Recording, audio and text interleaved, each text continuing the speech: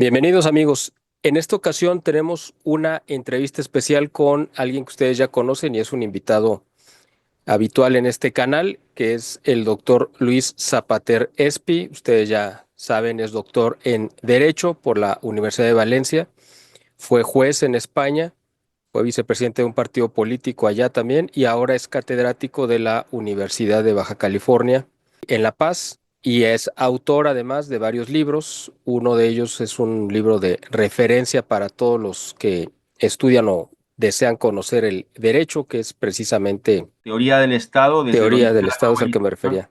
y el último Menciona tus sobre, libros, sobre por favor. Varela. Sí, bueno, tengo varios. Uno es el nacionalismo ruso, otro es sobre Asia Central. El nacionalismo ruso es un estudio sobre los movimientos nacionalistas rusos y el romanticismo nacionalista ruso. El libro sobre Asia Central explica la evolución de las antiguas repúblicas soviéticas de Asia Central, Kazajistán, Uzbekistán, Kirguistán, con el problema del islamismo, conflictos étnicos. El libro de Teoría del Estado, desde el origen a la globalización, es una exposición de la evolución de las sociedades sociopolíticas desde la edad de piedra hasta nuestros días, con la crisis del Estado del bienestar, con referencias a los elementos del Estado, clases de Estados, formas de Estado, derecho internacional. Y por último, el libro de Pedro Varela, que es el que habla de la represión de la libertad de expresión en la Unión Europea. Muy bien, bueno, pues bienvenido Luis, gracias por aceptar estar de nuevo con nosotros. Precisamente hoy quisimos hacer esta entrevista porque aunque la gente vea este video en días posteriores, pero lo estamos grabando un martes 13 de mayo del 2025, que quisimos aprovechar la festividad de Nuestra Señora de Fátima, que estamos conmemorando el 118, ¿no? Aniversario de su primera aparición allá en Portugal. Y por eso quisimos hacer esta entrevista para hablar un poco de Fátima, de algunas de las revelaciones y profecías y también del nuevo papa que estamos ahora estrenando, que es el que fue cardenal Robert Francis Prevost, o Prevost en francés, Martínez, de origen también español, y bueno, pues las perspectivas que pudiéramos tener, y tú como abogado, y él además que es experto en derecho canónico, pues yo creo que también tienes mucho que aportar sobre esta persona que ahora estamos teniendo ya al frente de la Iglesia Católica después de estos años desastrosos que tuvimos con Bergoglio. Bueno, pues gracias Luis, adelante, te dejo el micrófono y tú toma el tema desde el ángulo que gustes y pues si quieres empezar con lo de Fátima, lo que tú desees comentarnos, por favor. Muchas gracias. Ante todo, es un honor poder hablar este día tan especial relacionado con Nuestra Señora. De hecho, pues en Aquí la Voz de Europa, otro canal de YouTube, pude hablar sobre la infiltración de los grupos masónicos en la Iglesia. Justo coincidió con también un 13 de mayo, fue un gran honor. Y bueno, antes de empezar quisiera unas pequeñas oraciones y así que nos apoye Nuestra Señora y también el Espíritu Santo en lo que podamos decir, que nos puedan iluminar. Pues la primera sería la oración especial que Nuestra Señora dejó a una pastora alemana que por mucho trabajo ya no podía comprometerse a rezar 9 rosarios. Entonces hay una oración que un sacerdote alemán pudo transmitir al mundo y que dice así: Dios te saluda María, bueno, in nomine Pater, Filii, Espíritu Santo, amén. Dios te saluda María, hija de Dios Padre. Dios te saluda María, Madre de Dios Hijo. Dios te saluda María, esposa de Dios Espíritu Santo. Oh María, yo te saludo 33.000 veces, como el arcángel San Gabriel te ha saludado. Y sé que agrada a tu corazón, como también agrada a mi corazón, que el santo arcángel te haya traído el saludo celestial. Ahora son 3 Ave Marías. Dios te salve María, llena eres de gracia, el Señor es contigo, bendita tú eres entre todas las mujeres y bendito es el fruto de tu vientre Jesús. Santa María, Madre de Dios, ruega por nosotros pecadores, ahora y en la hora de nuestra muerte. Amén. Dios te salve María, llena eres de gracia, el Señor es contigo, bendita tú eres entre todas las mujeres y bendito es el fruto de tu vientre Jesús. Santa María, Madre de Dios, ruega por nosotros pecadores, ahora y en la hora de nuestra muerte. Amén. Dios te salve María, llena eres de gracia, el Señor es contigo. Bendita tú eres entre todas las mujeres y bendito es el fruto de tu vientre, Jesús. Santa María, Madre de Dios, ruega por nosotros pecadores, ahora y en la hora de nuestra muerte. Amén. Y también me gustaría la breve oración que precisamente, si no me equivoco, corrígeme tú, fue el Papa León XIII el que encomendó que al final de cada misa se pudiese recitar en contra del malo, ¿no? Libéranos a malo. Eh, que tú, bueno, realmente es una oración muy importante en la lucha contra los demonios, ¿no? Claro. Aquí tengo la medalla de Sante Ah, muy Michele. bien. Sante Michele Arcangele defendenos imperio contra nequitia met insidias, diaboli esto presidio, impereti video supplicer de precamur, tu princes milice celestis, satana maliosque et spiritus malignos, quad pergavantur in mundo ad perditionem animarum, divina virtute ad infernum detrude. Amén. Muy bien. Amén. Bueno, pues la verdad es que yo no tengo tanta información como la que tienes tú sobre el cónclave. De momento, de entrada, qué bueno que ya pues esta etapa de la mafia de San Galo pasó, esperemos, a la historia y en principio, por lo que he podido informarme, todo está bien, todo es legal y las formalidades que sucedieron al nombramiento también lo demuestran, pues nada más de la manera que iba vestido el Santo Padre. Y quería empezar comentando, aunque no hay relación científica entre las casualidades, pero sí que pueden ser indicativas de lo que vamos a ver con el pontificado, porque la efemérides de su pontificado, Él fue elegido él el fue 8 de mayo, que eh, además ese día es el día de una de las principales advocaciones de Argentina, de la principal advocación mariana de Argentina, y además es el día que se conmemora la aparición de San Miguel Arcángel precisamente en el Monte Gárgano, en Italia. una cosa muy interesante. Hay quien pone en cuestión las profecías de San Malaquías, hay quien dice que se han ido cumpliendo, no es algo que en lo que se tenga que creer necesariamente, pero sí que llama mucho la atención las coincidencias que ha habido. Pues según las mismas, sería el último Santo Padre, al cual se llama Pedro el Romano. Y llama la atención que Robert Prevost, RP, las iniciales son a la inversa que Petrus Romanus, ¿no? Una Exacto, coincidencia. es cierto, es Parece, cierto. parece una coincidencia. Lo cierto es que San Malaquías decía que correspondía a nuestra época por el número del sucesor de San Pedro, el último representante, que además lo asociaba con el lema impersecuciones, con lo que venía a señalar que sería una etapa durísima, la etapa más difícil para la Iglesia, porque estaría sometida a una persecución de tipo ideológico, también físico, limitación de los derechos de los fieles, aparte de lo que estamos viendo alrededor del mundo, ¿no? En la India, en Pakistán, en tantos lugares donde hay persecución contra los cristianos, en África, por el Boko Haram, es decir, una situación también en la misma Europa occidental cuando hay gente que está siendo detenida por no ya rezar en público, sino que la policía les para y les pregunta qué están pensando. Estoy rezando. Ah, pues si usted está rezando no puede estar aquí, queda detenida. Esto está pasando en Reino Unido, esto está pasando en Canadá. Es una etapa de persecución. Lo que decía esta profecía sobre pues Pedro Romano es que pues vendría ese último papa y coincidiría con la destrucción de la ciudad de las siete colinas y luego el juez juzgaría a toda la humanidad. Es decir, sería el fin de los tiempos, la culminación de ese pontificado. Respecto a lo que es su biografía, pues realmente es muy interesante que de entrada es una persona muy versada en las ciencias, un matemático, es decir, una persona racional que no se basa en imaginaciones, sino en la realidad de las cosas. Es una persona muy sencilla. He leído que no tenía coche, carro propio en el Perú, que iba en burrito o en caballo a visitar a las personas más necesitadas.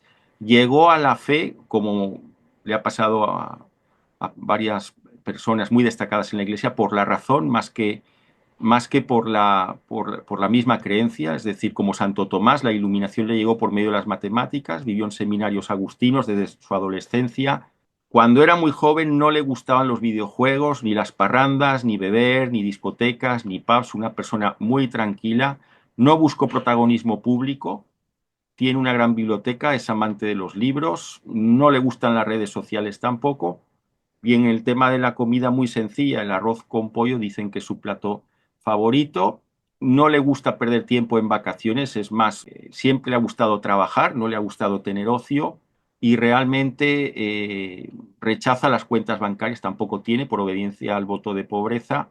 Siempre ha obedecido, nunca ha pedido nada y pues realmente es una persona además que une el continente americano con el europeo, con esa familia de origen francés, italiano, español, su nacimiento en Estados Unidos, en Chicago, su desempeño de su labor pastoral en el Perú.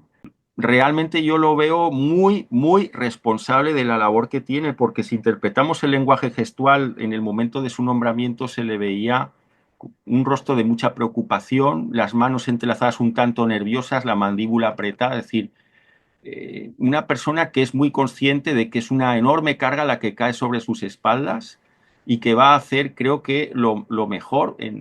Por lo menos tenemos que dejar el beneficio de la duda, porque una cosa que me ha molestado mucho es que hay personas que pretenden ser más papistas que el Papa y dicen que, bueno, como ha sido Bergoglio, el que tenía gran confianza con él, es un producto de Bergoglio, va a ser el continuismo y lo están prejuzgando para mal.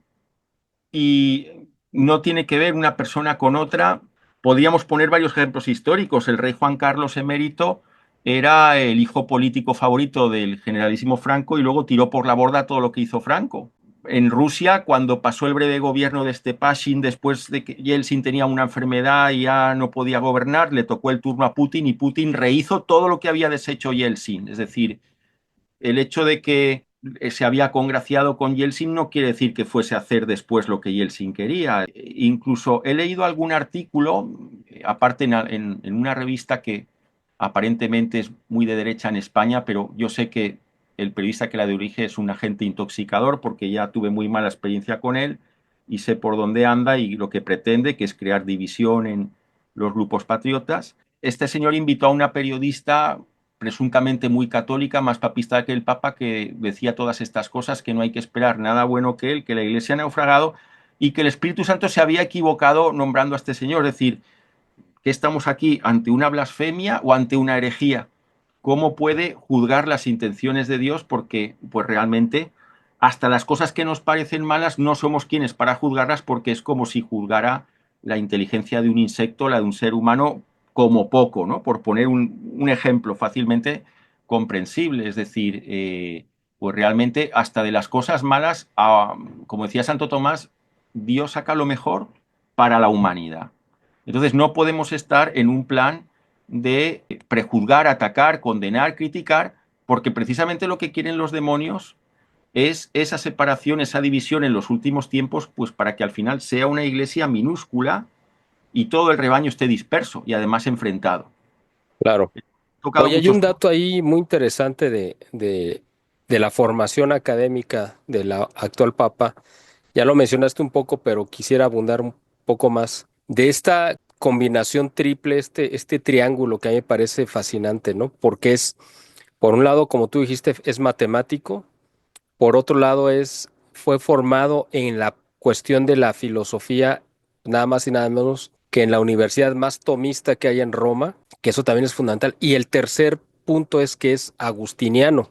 Es decir, me parece que tiene, los agustinianos, yo los que he conocido, pero además por tradición, son gente muy sólida, intelectualmente formada, pues muy austeros, digamos, como los franciscanos, pero muy sólidos como los jesuitas clásicos me refiero, ¿no? Cuando fueron fundados originalmente, pero son de las órdenes que a lo mejor no hacen mucho ruido, a lo mejor nos queda un poco el mal recuerdo, ¿no? De que un agustiniano partió la iglesia en dos, que fue Martín Lutero, pero quizá ahora venga este otro agustiniano a reunir esa iglesia que ahorita está partida en dos como la dejó Bergoglio y quizá ahora venga a hacer esa labor de cicatrización. Pero a mí me parece que estos tres lados de este triángulo de su formación son fundamentales porque estamos ante una mente que pudiera en la parte filosófica no pedirle nada a Juan Pablo II, digamos, ¿no?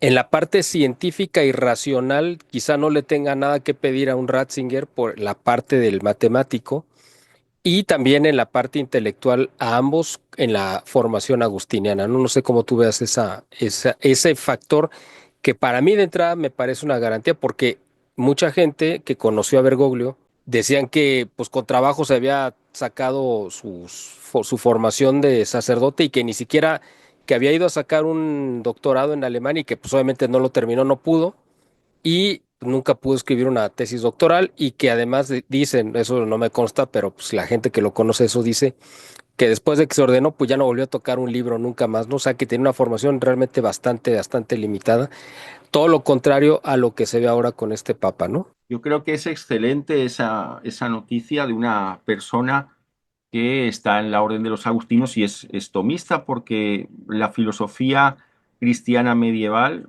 que fue la que tuvo el mundo occidental durante el largo periodo de la Edad Media, de casi 1000 años, empezó con San Agustín ya al final del Imperio Romano, en el siglo V, y termina con Santo Tomás a partir del siglo XIII, ¿no? En la Baja Edad Media. Y se complementan perfectamente porque San Agustín fue una persona que le gustó mucho el neoplatonismo, es muy idealista, admiraba mucho a Platón adaptándolo a la exigencia de la religión cristiana, y lo que ocurre es que la Iglesia necesitaba una nueva filosofía para fundamentar el imperio, el Sacro Imperio Romano Germánico, que fue la institución que defendió frente a las invasiones que hubo de sarracenos, vikingos, húngaros, turcos, mongoles. Necesitaba la Iglesia sustentar el Estado, y San Agustín era, por la época que vivió, por lo que sufrió, por ese fin del Imperio Romano, era bastante pesimista respecto del Estado, llega a llamar al Estado cueva de ladrones, mientras que Santo Tomás ve lo positivo en el Estado y trata de edificar un Estado cristiano, y de ahí la brillante definición que da de Estado como causa material, formal, eficiente, con todos sus elementos.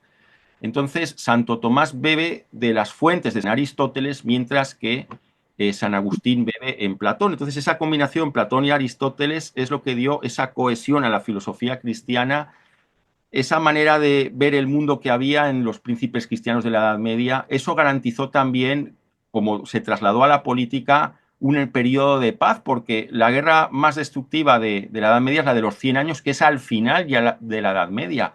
Eran guerras pequeñitas donde moría poca gente por regla general en la Edad Media, y lo debemos mucho a esa filosofía que también tuvo su traducción en la política. Entonces yo creo que es un papa muy bien preparado para los tiempos en los cuales estamos. Y una cosa que me gusta mucho es el nombre que ha elegido, porque tanto León Magno como León XIII, que son los dos únicos leones que he podido estudiar un poco, prestaron un servicio extraordinario a la Iglesia. León Magno pues tuvo que desplazarse a Mantua, 405 kilómetros al norte de Roma, para frenar ahí a Atila. De manera inexplicable, un conquistador bárbaro que había copiado la tecnología militar de Roma y había derrotado a los romanos en la mayoría de las batallas, tuvo que dar media vuelta después de hablar con el Papa, salvó a la Iglesia y salvó al mundo occidental. Y en cuanto a León XIII, ayudó a que la Iglesia pudiese defenderse frente al embate de las ideologías anticristianas, liberalismo y socialismo marxista. Y yo soy un gran admirador de León XIII y lo he citado profusamente, de hecho, en un artículo que escribí criticando el dogma de la soberanía nacional o popular, ¿no?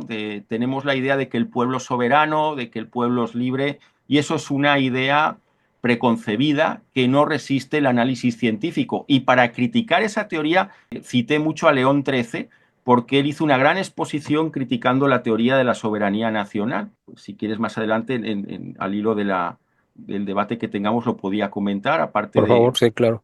¿Y de qué se trata esa, o sea, a qué vino a cuenta que escribiera esta tesis León XIII sobre la soberanía? El problema es que las democracias de partido se han basado en la idea de que lo que decida la mayoría es lo adecuado, cuando, si la mayoría no tiene una evolución espiritual y una base cultural suficiente, puede ser manipulada, los demagogos o incluso terroristas pueden engañar al pueblo.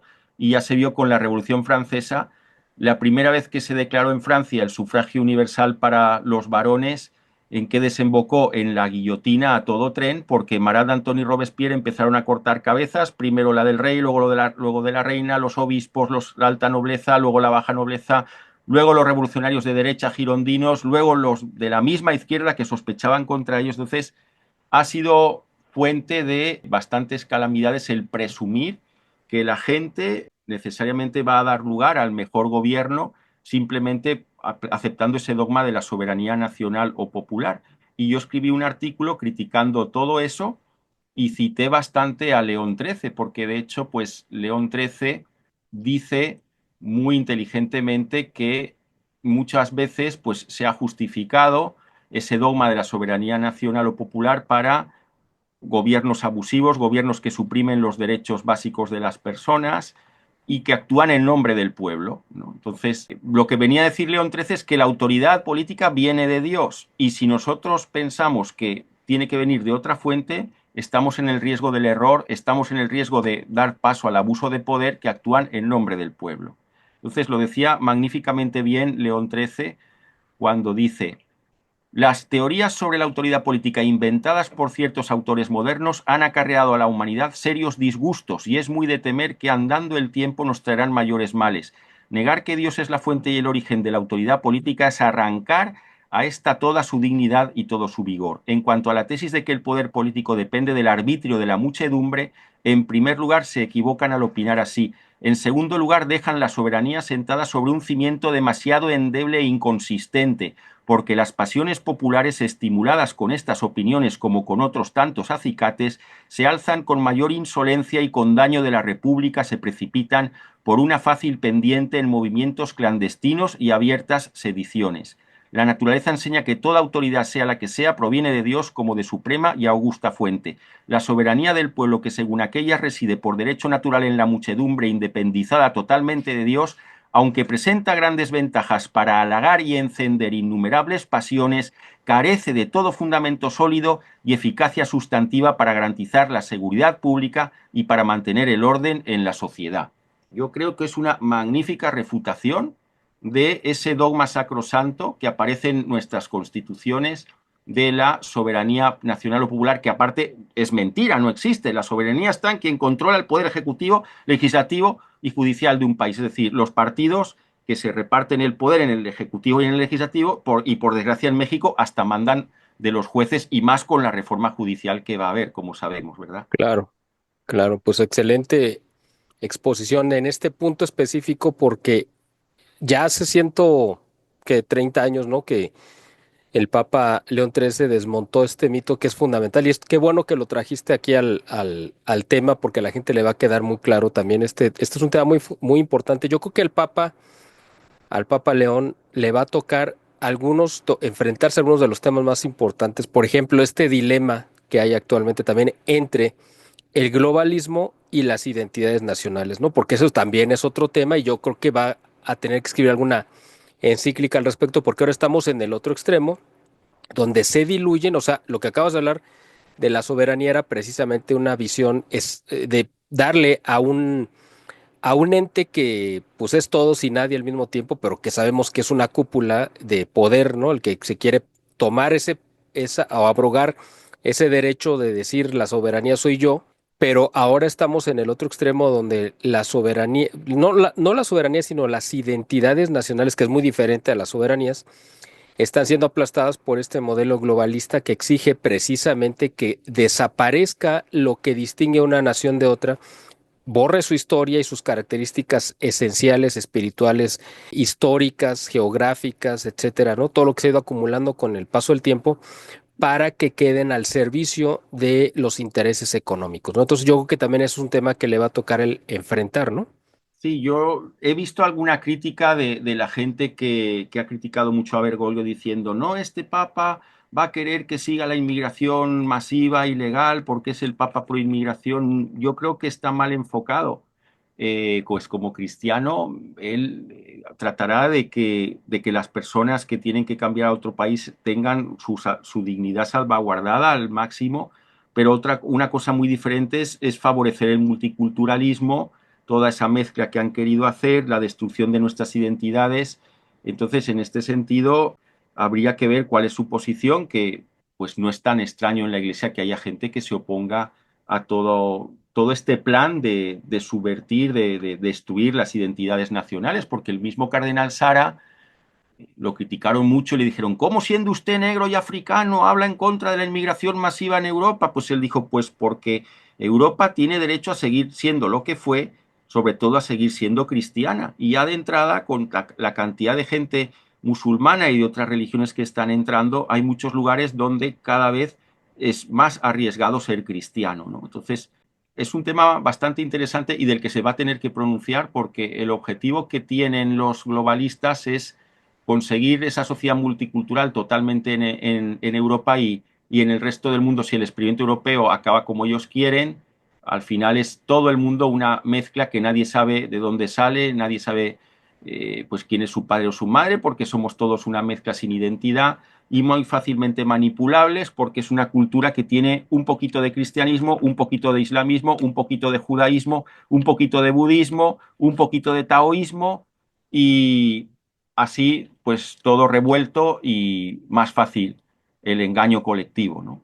Y fíjate que hablando de este tema, presidente, que va a ser uno de los temas que él va a tener que revisar y yo creo que reenfocar, porque una cosa es lo que la iglesia pues ha sido siempre protectora, ¿no? Con el migrante y sobre todo pues con el que tiene que huir por cuestiones políticas o lo que sea, ¿no? De persecuciones. O sea, la iglesia siempre los ha acogido, siempre los ha protegido, etcétera, ¿no? Eso es una cosa, pero otra es cuando, como lo hizo Bergoglio, usarlo como una bandera de destrucción civilizatoria, que es muy diferente. Y fíjate, en este punto yo creo que aunque políticamente se ha querido explotar mucho esos tweets y esas manifestaciones de cuando era Cardenal Prevost, que quizá era un poco escéptico, si no es que contrario, pues a la postura ideológica de Donald Trump, vamos a ponerlo de esa manera.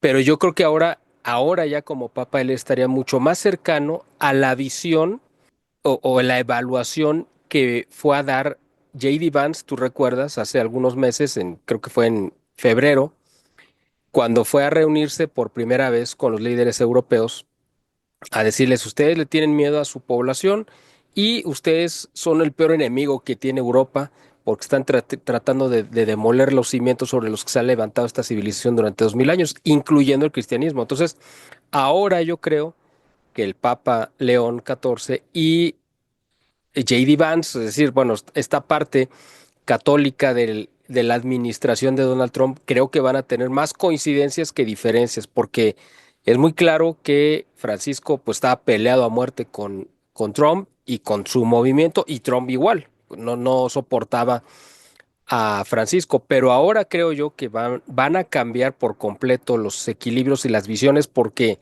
el mejor aliado que va a tener el Papa León XIV para cualquier iniciativa a nivel global que quiera lanzar, pues va a ser el mejor aliado, pues es el presidente de su país natal, que es Donald Trump, y el mejor aliado moral para cualquier iniciativa que quiera emprender Donald Trump va a ser el Papa. Es decir, yo creo que no van a poder encontrar un mejor aliado y posiblemente pudiéramos estar ante una nueva relación especial como la que se dio entre Ronald Reagan y Juan Pablo II, con la cual destruyeron el comunismo y tiraron la cortina de hierro y el muro de Berlín. A lo mejor soy muy optimista, pero creo yo que pudiéramos ver un nuevo proceso similar en este. ¿Por qué? Te voy a decir por qué otra cosa. Porque naturalmente, digamos, biológicamente calculamos que el Papa León XIV, pues yo creo que va a estar gobernando al menos 15 años, digo, porque sería un más o menos el promedio en el que murió Juan Pablo II, Francisco murió de 88, es decir, unos 15 años cuando menos. En esos 15 años estamos hablando de que es el cuatrienio que va a correr en paralelo con Trump, pero además, como yo me imagino, que va a, a quedar la presidencia de Estados Unidos dentro de las manos del movimiento de Donald Trump, y ya sea que vaya a gobernar JD Vance o Marco Rubio, cualquiera de ellos dos, probablemente 8 años más. Es decir, estamos hablando de cuando menos 12 años. A lo que voy es que en estos 12 años que van a correr en paralelo al pontificado de León XIV, me imagino que van a estrechar alianzas porque tienen enemigos en común que van a querer destruir. O sea, la ideología de género, el globalismo y muchas cosas, por lo cual los dos creo yo que se necesitan, ¿no? No sé cuál sea tu opinión al respecto. Sí, difícilmente podrían ir peor las cosas que con Bergoglio, porque era un enfrentamiento muy diametral, muy directo, y ya de entrada yo creo que aunque no haya habido un acuerdo ideológico inicial, solo el hecho de que sea un estadounidense el que esté en el trono de San Pedro ya le habrá agradado a Trump, ya predispone para un diálogo, hablan el mismo idioma, son de la misma cultura de origen y eso puede favorecer mucho ese entendimiento y es una gran esperanza. Pero yo además creo que hay otro jefe de Estado que podría apoyar mucho en esta situación, que sería Putin, porque fíjate que Putin en su día quiso la consagración bien hecha, como Dios manda, de Rusia al Inmaculado de Corazón de Jesús. Y a tal efecto fue a Roma a hablar con Bergoglio. Y el otro día, bueno, estaba leyendo la entrevista que tuvo y no se sabe si es para reír o para llorar, porque resulta que Putin llevó en su, decimos en España americana, aquí se dice saco, en su chaquetilla elegante, una carta del patriarca de Moscú para formalmente pedirle a Bergoglio que se hicieran esos trámites.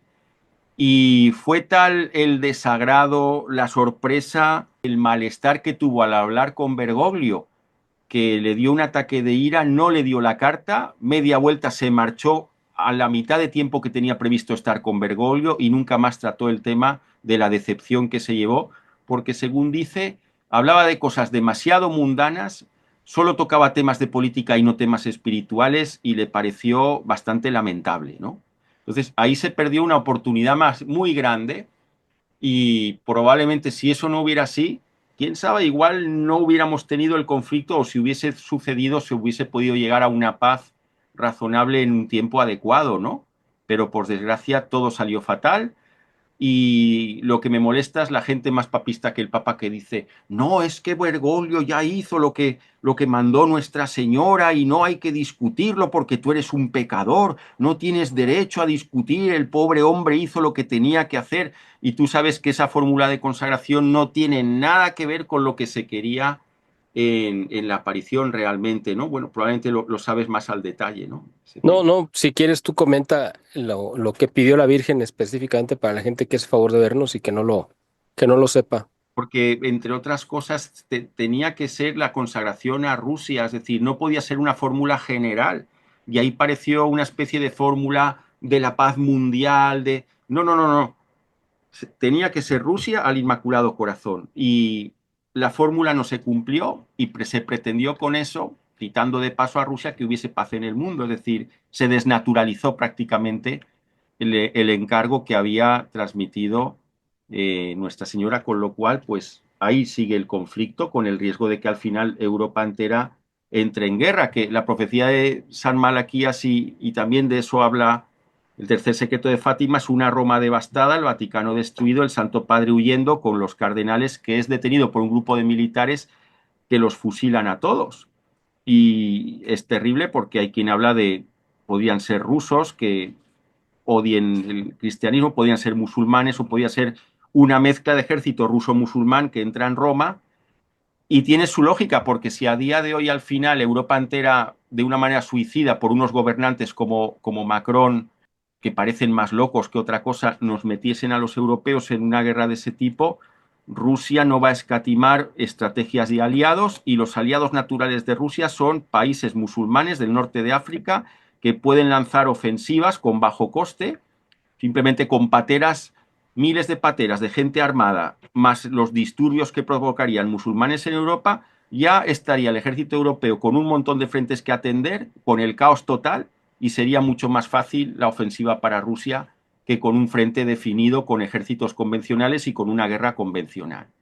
Entonces, pues ahí se puede ver que pues, las apariciones, si al final se va cumpliendo lo que dice la Virgen, no sé por qué tanto empeño en desacreditar, tantos obispos que han desacreditado a las pobres personas que han tenido contacto con Nuestra Señora, tanto empeño en hundirles la vida para que no se sepa la verdad y las cosas vayan a peor, ¿no?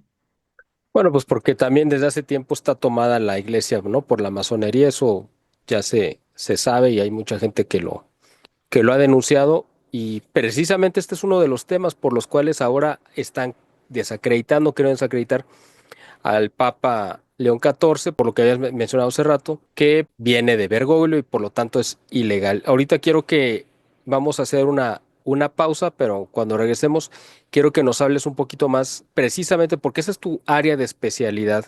¿Por qué es legal, legítimo y además legal este cónclave y lo que surgió de este cónclave, que es el pontificado del Papa León XIV. De esto y otras cosas vamos a hablar después de la pausa. También otro tema que quiero que comentes es sobre las reliquias que porta en su cruz pectoral que usó como cardenal el ahora Papa. Sobre esto y más vamos a seguir comentando, así que no se vayan y en un momento regresamos. Estamos de vuelta, amigos. Estamos platicando con el doctor Luis Zapater Espi, doctor en Derecho por la Universidad de Valencia, ex juez en España y actualmente catedrático de la Universidad Autónoma de Baja California en La Paz, México. Estábamos antes del corte, Luis, comentando lo que quería poner ahorita sobre la mesa. Hay gente que está cuestionando si este cónclave fue legal, si cumplió con los requisitos para que esto sea legal. Hay un principio, me parece, en la justicia de yo creo que de todo el mundo, incluyendo a la iglesia, y eso seguramente lo sabes tú mejor que yo porque yo no conozco los términos, pero donde hay un acto que se reconoce por la mayoría se convierte en un acto legal, digamos, ilegítimo. No ilegítimo, sino además Sí, sí. legítimo.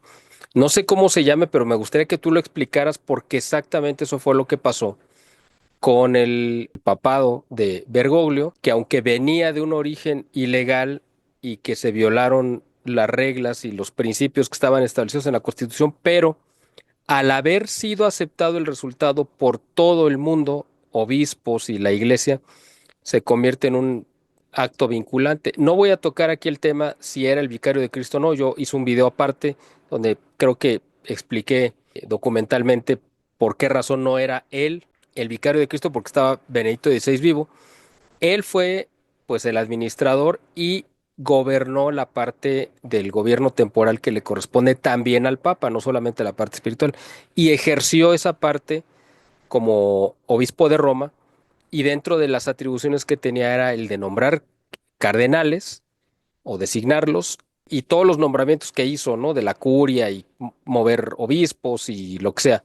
Toda esa parte burocrática, pues era lo que le correspondía hacer en la parte del gobierno temporal de la iglesia que él ejerció plenamente, mientras que Benedicto, pues siguió siendo el vicario de Cristo y conservó el monus petrino, ¿no? Pero quiero que tú nos expliques cómo funciona en este principio jurídico de que cuando algo se acepta por la mayoría o por todo el mundo, pues se convierte en un acto, digamos, ya vinculante y legal, ¿no? Por favor, si hicieras favor de En explicarlo. en el mundo del derecho existe el principio de no poder ir contra los propios actos. Entonces, si ha habido una asamblea que ha aceptado por una mayoría un resultado, no puede haber posteriormente un acto de protesta, de tratar de tildar de nulo, de ineficaz ese resultado, porque si las personas que han participado en esa asamblea aceptaron las normas, aceptaron el procedimiento y bueno, salvo que se dieran los vicios esenciales de la voluntad, que son error, dolo, violencia, intimidación, que alguien hubiera dado su voto por eh, errando en el candidato, que es muy difícil de probar eso, dolo con maquinaciones insidiosas, violencia, que es el ejercicio de la fuerza o intimidación, el riesgo de sufrir un mal inminente y grave en la persona y bienes de la persona que participa en la elección o cónyuges, ascendientes y descendientes. Pero realmente, si no hay ninguna denuncia de todo esto, en principio, un cónclave es válido siempre que se reúnan los requisitos que marca el derecho canónico, que es el quórum de cardenales, mayoría de 2/3 para la elección, solemnidad en la celebración, cumplimiento de las normas de votación y auditoría. Pongamos el último cónclave, si no me equivoco, eran 133 cardenales electores, pues son necesarios 89 para elegir al Papa, con lo cual, pues el resultado sería válido. Por desgracia, como en la elección de Bergoglio, pues por medio estuvo la famosa mafia de San Galo, que alguna vez has hablado de ella, ya esto ha generado la sombra de la sospecha sobre esta actual elección, pero yo creo que no tendría que haber una idea preconcebida de entender que no es válido, porque pues realmente a mi juicio no ha existido ningún elemento que distorsione esa elección. Se ha hecho con arreglo a los cánones, a la costumbre de la Iglesia y bueno, el resultado está a la vista, es decir, nada más pues ser proclamado papa, apareció vestido igual que Benedicto XVI y todo lo que dijo fue bastante coherente y además pues fue muy motivante, ¿no? Las primeras palabras que dijo el Santo Padre, de manera que yo pienso que ha sido correcto y tenemos que confiar, ¿no? en la elección al inicio, ¿no? Y hacerlo mejor, porque pues también habrá gente que critique mucho las cosas que no vea bien, pero no se esfuerza en su vida interior de ser mejor cristiano, ¿no? Yo quiero simplemente aquí hacer un énfasis de la gente que hace favor de vernos y que verá este video. No estamos hablando con a una persona que me encontré en la calle y le pregunté su opinión.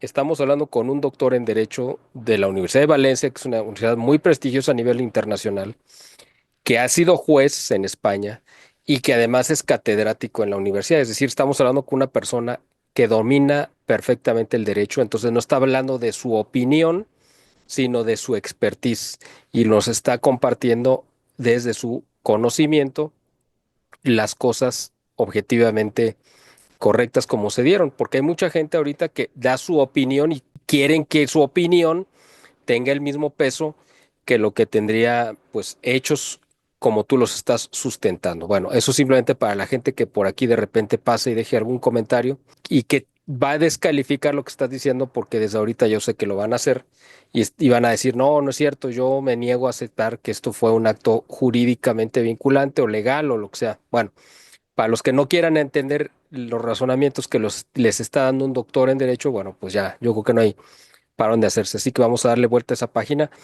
Quiero comentarte que la Orden de San Agustín le regaló hace 2 años, en 2023, en ese momento su superior general, que se convirtió en el cardenal Prevost, precisamente para el momento que iba a recibir el birrete cardenalicio, le dieron una cruz pectoral que él ha usado. Y en esa cruz pectoral lleva varias reliquias, no voy a mencionar todas, pero lleva varias fueron muy cuidadosamente seleccionadas.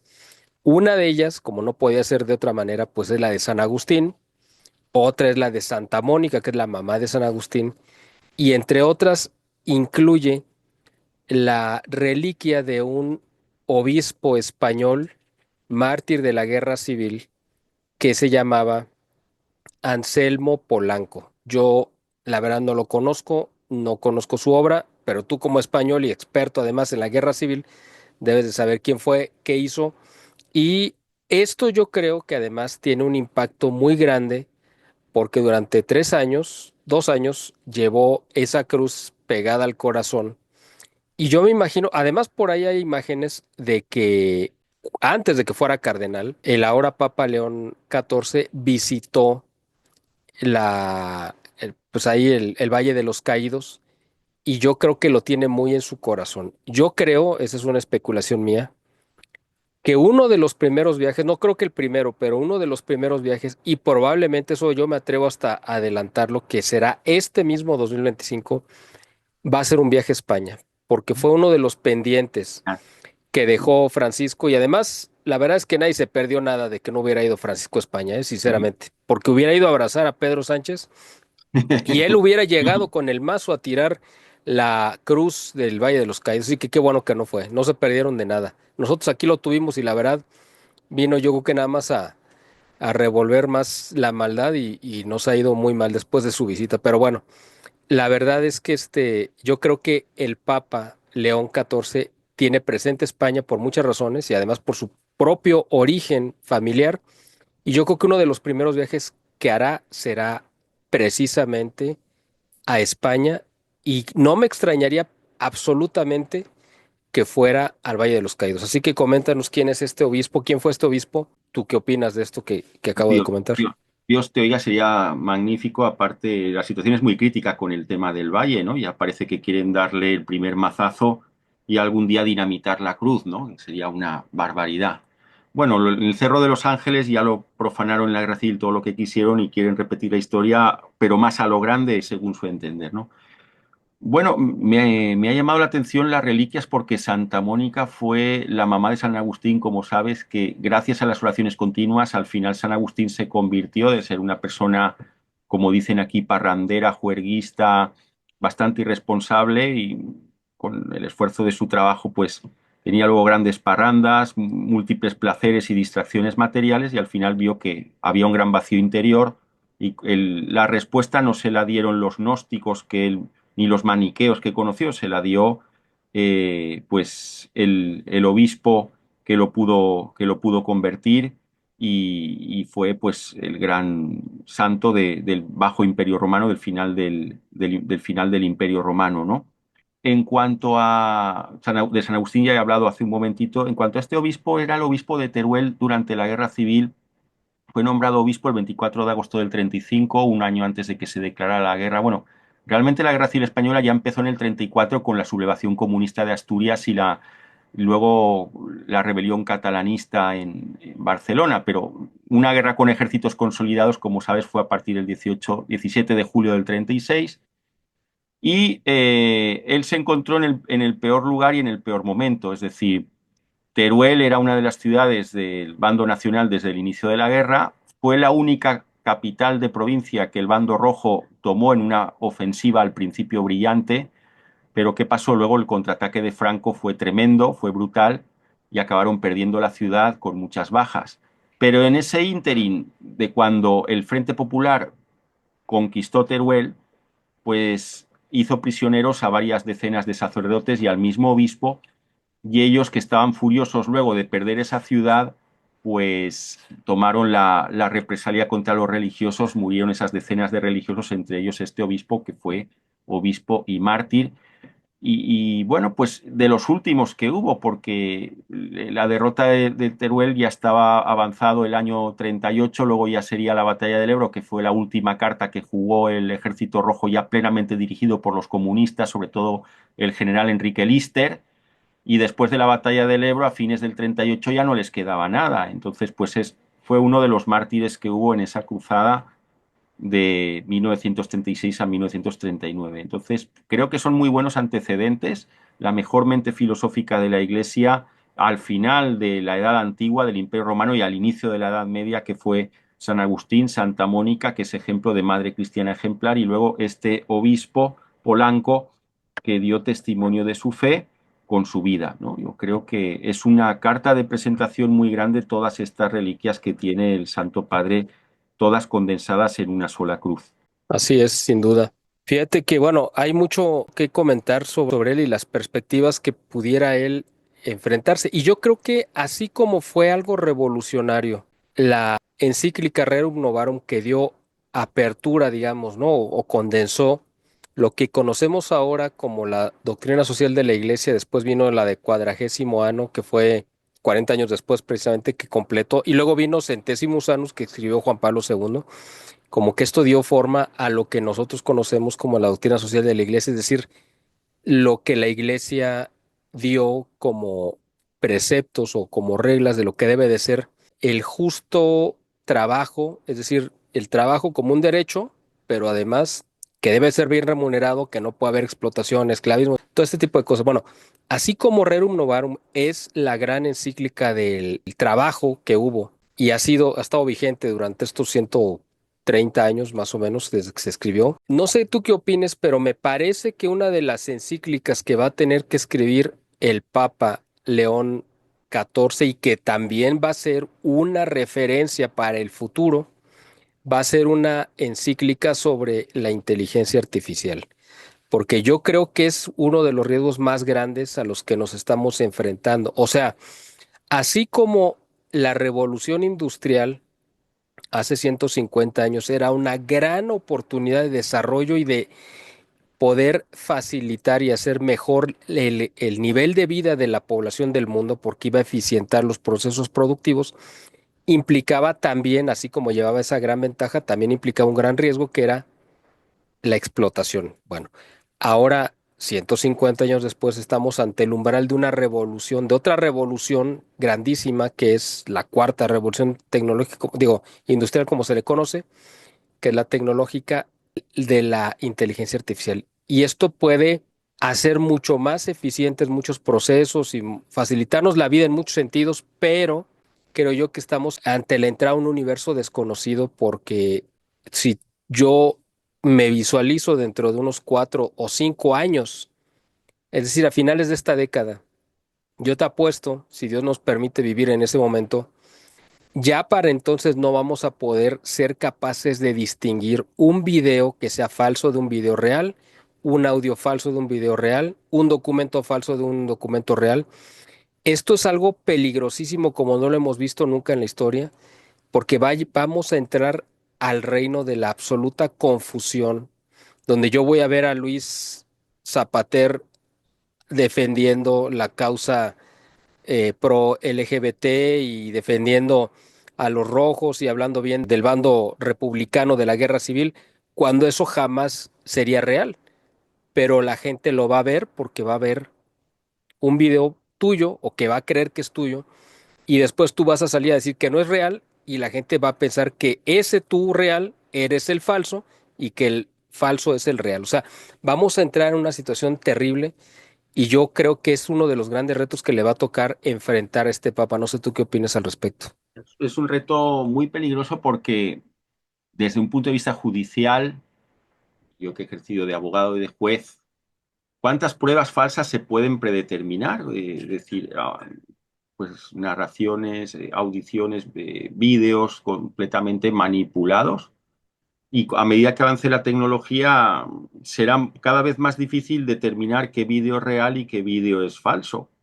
Con lo cual puede ser un caos probatorio a nivel de juzgados terrible, una herramienta que destruya muchas familias, pues recurriendo a, te chantajeo porque te he fabricado un amante virtual para que lo vea tu esposa y si no me das el dinero, ahí va el amante virtual y una familia deshecha, ¿no? Hay cantidad de maldades que se pueden hacer, pero incluso existe un riesgo todavía peor. Cada vez las grandes potencias confían más en la inteligencia artificial para administrar los armamentos más sofisticados.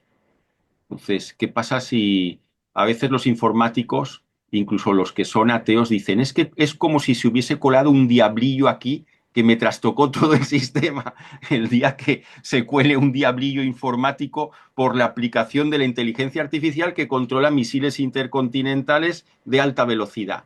¿Qué hacemos? Es que la Entonces, revolución, la parte más peligrosa de la inteligencia artificial es lo que se le conoce como la autogestión. Estamos al límite de empezarla. Todavía no es ahorita, en este momento, 2025, mayo, 13 de mayo de 2025, todavía no es algo como tal una realidad. Ya la están trabajando y estamos al borde de ello. Cuando esto se concrete, ¿a qué me refiero con la autogestión? Es que la inteligencia artificial se autoprograma sin ya requerir la intervención de un ser humano. Ahorita todavía tú programas a la inteligencia, le das información, en fin, y pues te obedece hasta cierto aspecto.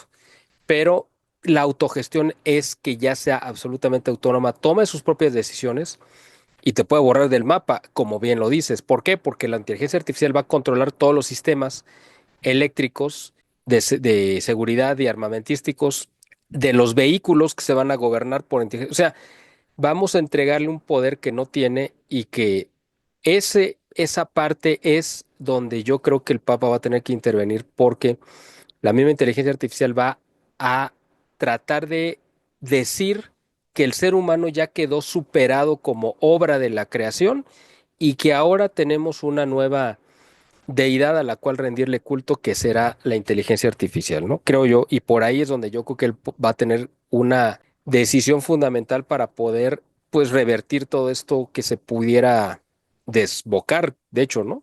sí, eso podemos ligarlo con los globalistas más extremistas que hablan de transhumanismo, metahumanismo y que lo ligan con esta idea de la tierra Gaia, la pobre tierra que maltrata al ser humano con el cambio climático, que fue una trampa en la que cayó Francisco, con el tema de Gaia, la tierra, ¿no? Es decir, el ser humano, la idea que decía Nietzsche, es una enfermedad que circula por la tierra, pues se puede neutralizar esta enfermedad y realmente, pues como hay una entidad superior a nosotros que es esa Gaia y somos un peligro porque generamos ese cambio climático, pues vamos a hacer que sea un ser humano totalmente diferente, que no suponga una amenaza en contra de todo lo que es el entorno, que no causemos cambio climático.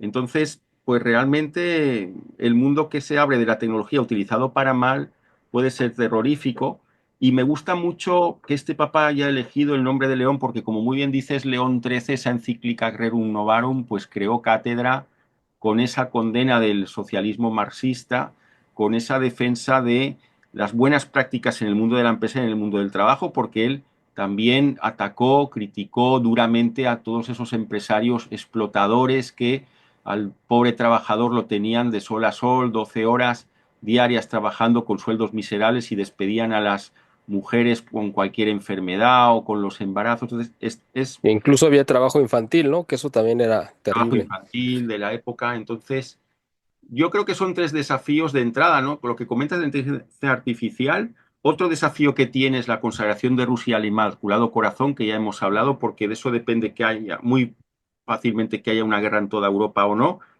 Y también otro desafío que yo veo es revertir la reforma litúrgica que ha dado lugar a la gran abominación de fieles que no, gente que no está consagrada a Dios, que no son sacerdotes, repartiendo la sagrada forma, la comunión en la mano. Todo esto ha creado un gran perjuicio a la Iglesia y al mundo entero también. Y creo Mira, que ahí sí yo creo que está él, creo, espero, no sé qué tan consciente, porque lo que sí se ha dado a conocer y está confirmado es que él celebra la misa tridentina en el rito antiguo y que incluso tenía una dispensa especial que le dio Francisco para, era el único cardenal que celebraba la misa tridentina dentro del Vaticano por permiso de Francisco en estos 2 años que estuvo como cardenal. Y hay imágenes, o sea, esto no estamos platicando chismes de, no, además de que está comprobado medios serios, ¿no? De la tradición que lo han hecho público, pero además hay fotos y videos de él celebrando la misa tridentina. Entonces, y además creo que lo dejó muy claro porque pues todas las oraciones que ha hecho, es decir, todas han sido en latín, todas las bendiciones que ha hecho han sido en latín cuando salió por primera vez, la misa que celebró ante los cardenales en la Capilla Sixtina, aunque fue una misa en el rito Novus Ordo, pero fue una misa toda en latín. O sea, fue como un híbrido. Yo sé que eso pues no le gusta a unos ni a otros, ¿no? Para a los modernistas no les gusta pues porque les suena muy rancio y a los muy tradicionalistas pues les suena demasiado diluido, moderno, pero bueno, a mí me parece un avance, me parece muy significativo. Bueno, esto es algo importante por lo que dices. Yo creo que sí estamos, creo que con una buena perspectiva con este nuevo papa, ¿no? sí, porque realmente una cosa que analizando la historia yo he concluido es que una protección espiritual, un escudo que tiene la humanidad de su autodestrucción es el sacrificio renovado de la Sagrada Eucaristía realizada debidamente como debe de ser. Ha sido esa coincidencia más de que a medida que fueron cambiando las cosas para mal, todo el mundo ha ido para peor. Ahora ya hasta tenemos una guerra posible entre la India y Pakistán que acabe siendo, Dios no lo quiera, guerra nuclear. Si vemos el mundo cada vez ha ido más al desastre en paralelo a todas estas reformas litúrgicas y la teoría que yo, la hipótesis, mejor dicho, que yo defiendo es que por desgracia la humanidad durante mucho tiempo estuvo pendiente del comercio con los demonios, ¿no? Ahora hasta gente dentro de la NASA dice, no, no, los extraterrestres no existen, son seres de varias, que pueden aparecer en varias dimensiones, y ahí están los relatos de la primera civilización, que fueron los sumerios, que adoraban a estos seres a cambio de ayudas, tecnología y demás. Entonces, ¿qué ha hecho la humanidad Y que durante exigían a cambio sacrificios humanos sacrificios siempre, humanos, ¿no? efectivamente? Te doy tecnología, pero dame seres vivos Y de y que preferencia niños, ¿no? y niños, efectivamente. ¿Quién cortó esto? El cristianismo lo cortó gracias al sacrificio de Cristo. Dios envía a su propio Hijo y se corta esto, que aparte es muy curiosa la narración que da de la pasión, muerte y resurrección Santa Catalina Emmerich en sus visiones, que no son dogma de fe en absoluto, pero sí que son indicativas de bastantes cosas que han pasado. Ella dice, vi a los demonios muy felices cuando vieron que Cristo había sido crucificado y llegaron a pensar que la cruz sería su propio símbolo, su propio emblema. Pero en el momento en que llegó la resurrección, el pánico se apoderó de ellos y desde entonces han huido de la cruz y no quieren oír hablar de la Sagrada Eucaristía porque para ellos es la gran derrota que han tenido a partir de ese momento, ¿no? Así Entonces, es, exacto. Oye, quiero poner otro tema aquí que también va a tener que enfrentar el Papa y me parece importante, es que quiero sacarte el mayor jugo posible porque yo sé que a la gente le gusta mucho cuando tú participas porque tienes muchos temas de donde desarrollar. Él como científico y matemático, un ser racional como agustiniano, como ya lo comentamos, formado por la principal universidad tomista de Roma, etcétera, etcétera, él sabe, debe de saberlo, que fue una patraña de Bergoglio todo este asunto del cambio climático y de todo este asunto que se ha desarrollado en torno a, pues, al paganismo de la Pachamama, etcétera. Mm, Yo creo, porque además es algo que va a tener que enfrentar de manera material Europa y él, pues, por vivir en Europa, obviamente, este asunto del desmontar todas las plantas de generación eléctrica nucleares e mudarse, porque esa fue la idea de Bergoglio, hacia la generación de energía verde, que es absolutamente ineficaz, que además implica un bajarle el switch a muchas industrias, como lo estamos viendo en Alemania, ¿no? ¿Cuántas industrias ahorita no están, o sea, han tenido que cerrar o han despedido a miles de trabajadores calificados porque la generación eléctrica no es capaz de suministrar la demanda que hay? Porque esta loca de Angela Merkel decidió cerrar todas las plantas nucleares que había en Alemania, que es una estupidez. El Papa va a tener que enfrentar esto y va a tener que regresar al sentido común, espero, y ahí sí va a tener que enfrentarse al legado de Francisco, porque ahorita ese es otro tema que nada más lo voy a tocar rápido, pero mucha gente dice, no, pero es que como este papa está mencionando cada rato a Francisco y lo pone, bueno, pues claro, es obvio, lo tiene que hacer, está en medio de un nido de serpientes y tiene que ser muy sigiloso porque no puede cortar de tajo porque lo matan. Pues ya está el ejemplo de Juan Pablo I. Así que a mí me parece absolutamente normal que esté mencionando a Francisco en cada aparición. No me asusta, no me preocupa, es normal, es natural, tiene que ser muy astuto y tiene que ser así. Bueno, pero este tema quiero que tú lo comentes sobre cómo crees que él vaya a enfrentar esta crisis energética creada precisamente por la idea de llegar al cero huella de carbón y todo lo que ha significado para Europa en cuanto a la desindustrialización que ha implicado el cambiar su generación eléctrica hacia energías verdes, ¿no? Lo han acusado mucho el sector más tradicional de ser muy a favor de la suposición del cambio climático. Yo creo que es una persona con formación científica que él antes o después va a saber la verdad si es que no la sabe.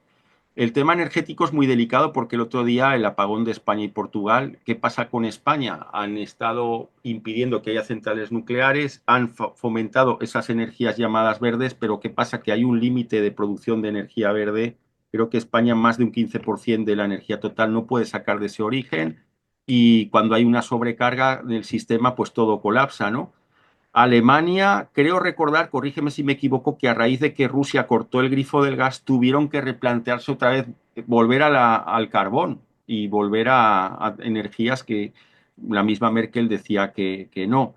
Entonces, es un tema que si lo toca él tendrá que hacerlo de una manera muy civilina, muy inteligente, porque a día de hoy es un dogma de fe que las universidades apostan por él totalmente, los gobiernos, hay una manipulación tremenda y las personas que sí que creemos en el cambio climático, pero no creemos en la narrativa oficial, yo lo digo a mis alumnos, cambio climático hubo al final del Imperio Romano, cambio climático hubo al final de la Edad Media, cambio climático hubo en el siglo XVIII que precipitó la Revolución Francesa porque hubo una mini glaciación. Y en esos cambios climáticos el ser humano no intervino. Nos han Claro. contado una narrativa falsa. ¿Eh? Mira, cambio Entonces, climático ahí todos los días, cada hora y a cada minuto, porque el clima cambia todo el tiempo, no hay un clima estático, o sea, todo el tiempo desde que el mundo es mundo, el clima ha cambiado. O sea, el tema es ese, efectivamente, el ser humano no tiene la capacidad para mover o cambiar a nivel planetario. Lo puedes cambiar en un microsistema, en un microclima controlado. Claro que tú puedes tener una injerencia para subir o bajar la temperatura, incluso hasta en una ciudad, pero no a nivel mundial. O sea, eso no, el ser humano no tiene la capacidad para mover el clima a nivel mundial. y si hubiera quien tuviera esa capacidad, precisamente serían probablemente los malos que nos dicen que creamos en lo malos que somos nosotros. Es decir, el tema de las armas climáticas, porque sí que algunos estados han estado buscando la manera de perjudicar el clima de potenciales enemigos, ¿no? En este sentido, Carrero Blanco, que fue asesinado por ETA con la mano negra de Henry Kissinger, decía que Estados Unidos ya estaba investigando un arma para perjudicar a los países árabes que se enfrentaban contra Israel. Entonces, si existiera esa posibilidad de cambiar algo el clima, sería precisamente por parte de los malos que dicen que no consumamos, que no contaminemos, que las vacas tienen que matarse porque los gases en las vacas contaminan todo, porque ya hemos llegado a un punto de locura colectiva, la Unión Europea exigiendo que desaparezcan las vacas porque los pobres gases que ellas expelen son un peligro para el cambio climático. Sí, no, es una cosa absolutamente ridícula, ¿no? Eso es algo de las cosas y los retos que va a tener que enfrentar, creo yo, este nuevo papa. Creo que hay muy altas expectativas sobre él. Yo creo que incluso, no sé si tuviste una declaración que el mismo George Gashvin, que fue el secretario particular de Benedicto XVI y después hizo como que era el secretario particular de Francisco. Pues ¿por qué? Pues porque tenían que guardar las apariencias y después fue el prefecto de la Casa Pontificia. Bueno, pues este hombre, que fue muy cercano evidentemente a Benedicto, acaba de decir que con la muerte de Francisco y la llegada de este nuevo papa, se terminó una etapa dictatorial, ¿no? Dentro de la iglesia y que se abría una ventana de oportunidad y que había una sensación como de alivio. O sea, esto que lo diga una persona de este nivel, pues es bastante significativo, ¿no? Y yo creo que sí él retoma, creo yo, el sentir de la gran mayoría, no estamos hablando de los extremos, la extrema izquierda que espera de este papa que es un Francisco II, que Dios nos libre, ni la extrema derecha conservadora ultra radical fanática a la cual no pertenecemos ni tú ni yo, que dice que este no es un papa, que no es legítimo y por lo tanto no hay que obedecerlo y que ya este es el precursor del anticristo, sino es que es el anticristo mismo. O sea, obviamente quitando esos dos extremos de locura, sí hay creo que una legítima sensación de alivio y de esperanza con este papa, ¿no? Así es, precisamente eso que has comentado me ha llamado la atención porque hay opinólogos que están por todas partes estos días, hasta gente que detesta la iglesia, continuamente gente tirando el tarot o cartas astrales sobre este papa para atacarlo, criticarlo y demás. Y me llamó mucho la atención un señor que apareció en un vídeo diciendo que es protestante y que según la Biblia él interpreta que este papa es el anticristo. Entonces, pues estamos en un plan de que cantidad de gente está lanzando barbaridades continuamente y es una buena señal que el mundo tenga tantos prejuicios en contra, porque ya sabemos el mundo, pues es, quién es el Ese príncipe. mundo que aplaudió y alabó tanto a Francisco, ¿no? Que era su papa y que era su. Pues sí, realmente sí lo representaba perfectamente el espíritu del mundo. Así es, ¿no? Porque esa idea que parece muy bonita en el fondo es perversa, ¿no? Adaptemos la iglesia al mundo, pero ¿cuándo se ha dicho que seamos de este mundo si estamos de paso? Claro, Además de que, ¿quién es el que ha favorecido a los que más ambición, más poder han tenido? Pues el príncipe de este mundo, ahí está la tentación del desierto, pues yo te lo daré todo, todos estos reinos que contemplas desde esta montaña son tuyos si me adoras, ¿no? así Y, es. y ese es el origen de grandes errores que ha habido en la Iglesia, como la teología de la liberación, es decir, pretender que con resolver lo material, meramente material, las almas van a estar felices y la gente va a ir a Dios, cuando no es ese el fondo del asunto, ¿no? Es una trampa. Exacto.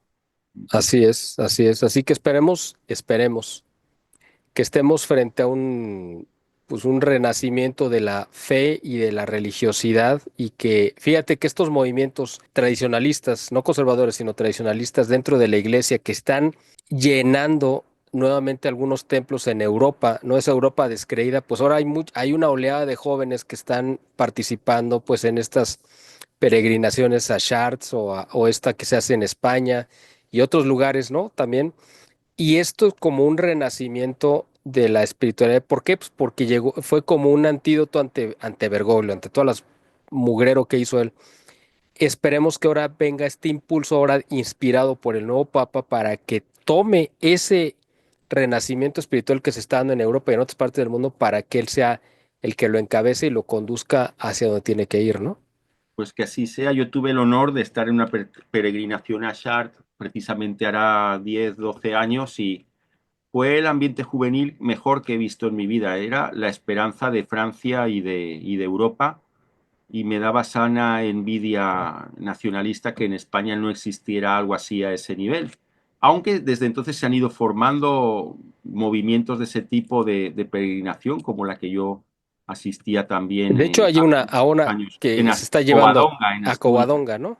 Sí, sí. Pero fíjate cómo es el tema, que los bergoglianos la pretendieron manipular, y de hecho a la que yo asistí, el obispo no quiso mojarse con el tema de la misa en latín, que no fue autorizada al final, si no mal recuerdo. Empezaron su homilía alabando a Francisco y a las grandes obras de Francisco. Bueno, entre que no nos dejaron misa en latín para culminarlo en Covadonga, y que encima de eso era todo un panegírico de Francisco, agarré la bandera que llevaba de la Cruz de Borgoña ahí en la iglesia, la pude doblar bien todo lo que pude, me di media vuelta y salí indignado, porque me pareció lamentable que se intentó desnaturalizar en el último momento todo aquello, que Claro, es algo, digamos, cuando el sistema ve algo que va muy enfrente, pues a veces trata de torearlo sí, y de adaptarlo a sus intereses, y te lo trata de desnaturalizar. así es. Ahora Bueno, mismo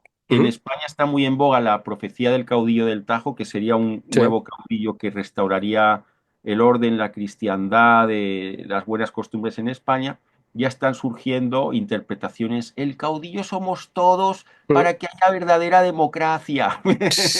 Vaya, Enseguida los socialistas te manipulan y te sí, malinterpretan sí, todo para diluir todo eso y que no sea claro. un... Pues Luis, esperemos estar ante una nueva era que nos toque vivir y yo, como siempre, te agradezco infinitamente el tiempo que nos regalas, todo tu conocimiento que la gente siempre tanto valora, de verdad te lo agradezco y pues esperemos verte pronto nuevamente aquí para tocar algún otro tema. Muchas gracias, un abrazo en Cristo Rey y seguimos en contacto. Claro que sí, muchas gracias Luis y muchas gracias a ustedes por el favor de su atención, esperemos verlos pronto en un siguiente video. Hasta la próxima. Hasta luego.